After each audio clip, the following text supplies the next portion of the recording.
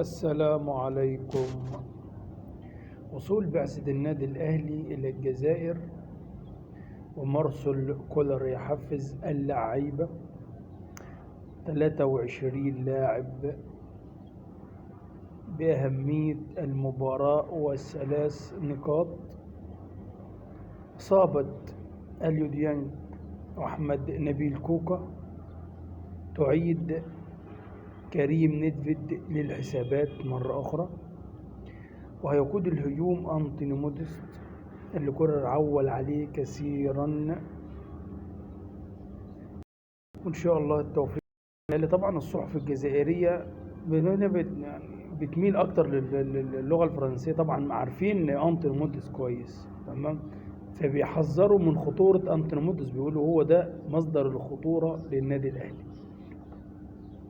طبعا احتفال اللي هو محمد رفعت ده اللاعب الشاب بتاع 2005 بعد المباراة اللي هم فازوا على الزمالك في ملعب حلمي زمورة في 100 عقبة 2-0. طبعا بعد احتفاله اللي هو طبعا هو يقول مثلا احتفال سيء، اسلوب مش كويس، ماشي، لكن الزمالك واعلام نادي الزمالك يرجع للي كانوا يعملوا شيكابالا، احتفالات شيكابالا. طبعا احتفالات شيكابالا نهائي الكاس،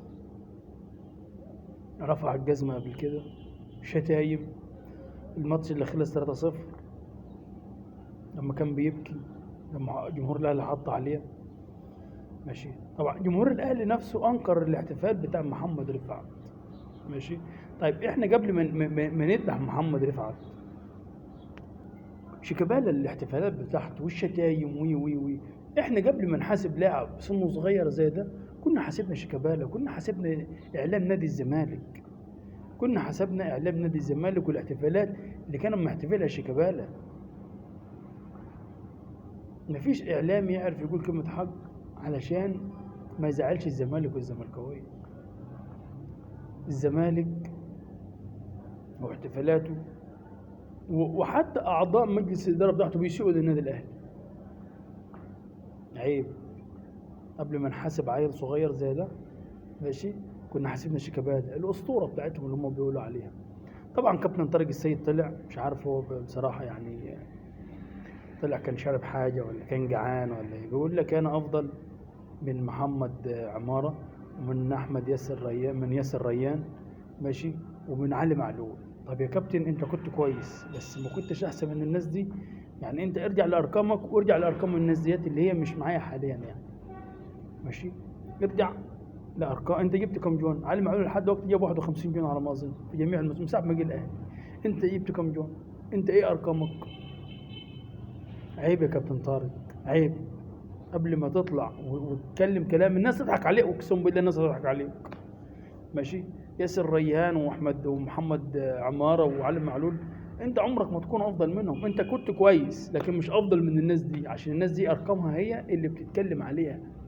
انت قبل ما كنت اتكلمت كنت جبت ارقام علي معلول الاول، او جبت ارقام ياسر ريان، او جبت ارقام محمد عماره وكنت اتكلمت، ماشي. شوف انت جبت في مسيرتك كلها كم جون، شوف علي معلول كم جاب كم جون، ماشي يا كابتن، حبيبي يا كابتن.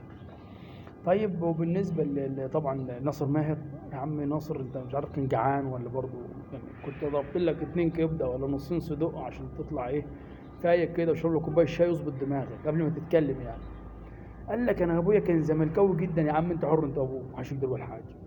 وشعار نادي الزمالك كان حواليا بقى، وافتح الراديو في العربيه الاقي جمهور نادي الزمالك، وجمهور نادي الزمالك بيشجع كوره، وانا مش عارف ايه اللي وداني الاهلي. يا ابني وحد ضربك على ايدك؟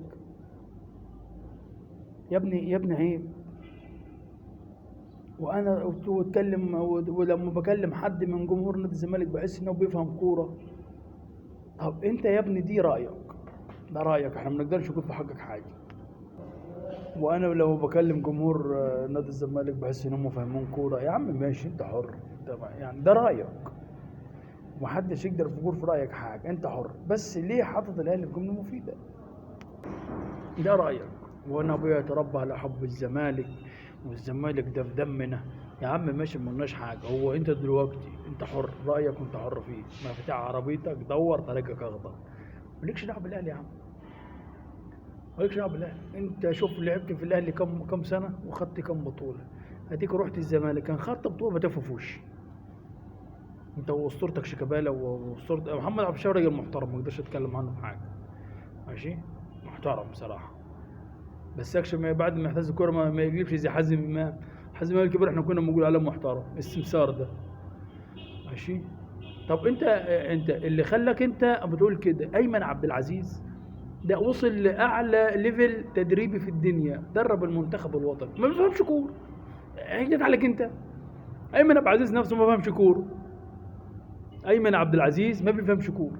هي عليك انت اللي هو درب المنتخب، يعني اعلى قمه تدريب في الدنيا كلها، درب المنتخب الوطني.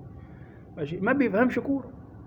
انت يا صالح يا اسمك ايه انت النهارده يا ناصر تفهم كوره؟ والله العظيم ما بتفهمها. اللي بيقول لك 20% 10% تاكتكس و90% روح وحماس وبتاع، يا عم والله انت بتفهمها.